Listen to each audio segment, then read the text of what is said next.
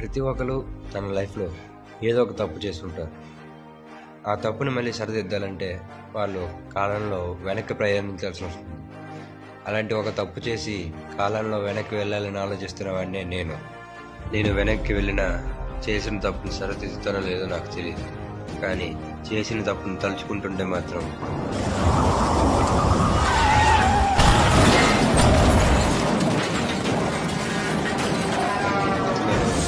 ఎలాగైనా కాలంలో వెనక్కి ప్రయాణించాలి.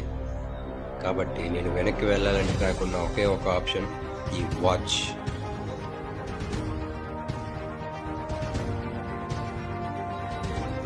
కాలంలో నాతో పాటు వెనక్కి ప్రయాణించడానికి మీరు సిద్ధమా?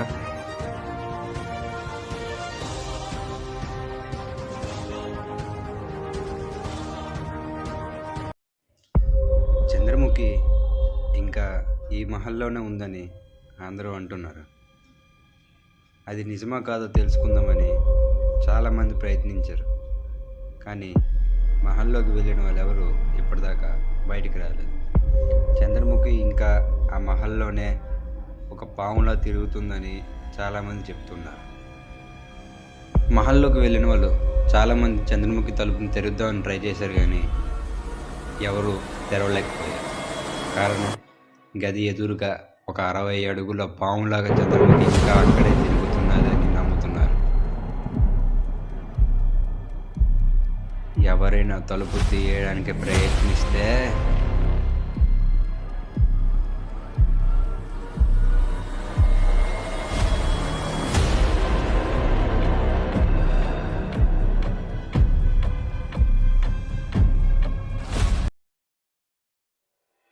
ఈ ప్రపంచంలో ఎన్నో మిస్టరీస్ ఉన్నాయి.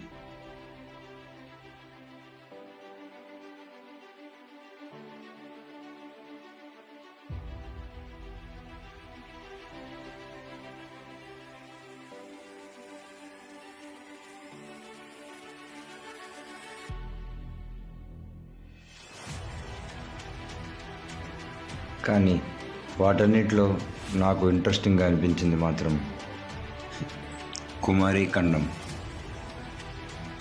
సుమారుగా ఒక 16,000 సంవత్సరాల క్రితం ఒక పెద్ద సునామీ వల్ల ఆ ఖండం మొత్తం నీటి అడుగుగా వెళ్ళిపోయింది. ఇది చాలా సంపన్నమైన ఖండం అని తమిళ ప్రజలు అంటున్నారు. అది నిజమా కాదా అనే మిస్టరీ మీద నేను రాసుకున్న ఒక కల్పిత కథే ఈ కుమారి ఖండం.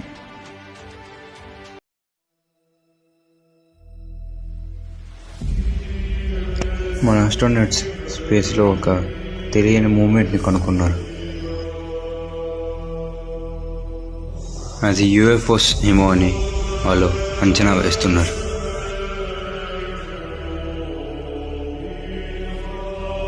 ఒకవేళ అదే కనుక నిజమైతే, ఎందుకంటే ఏలియన్స్ టెక్నాలజీలో మనకన్నా చాలా అడ్వాన్స్డ్గా ఉంటాయి. వార్ రోబోట్స్, మిషన్ గన్స్, ఇలా వాటి దగ్గర చాలా హై టెక్నాలజీ వెపన్స్ ఉండొచ్చు. అదే కనుక నిజమైతే ఇంకా ఏలియన్ వర్సెస్ హ్యూమన్ వార్ని ఎవరూ ఆపలేరు. ఆల్రెడీ భూమి మీద చాలామందికి ఒక అనానిమస్ నెంబర్ నుండి soon we will attack on humans అనే మెసేజ్ వస్తుంది.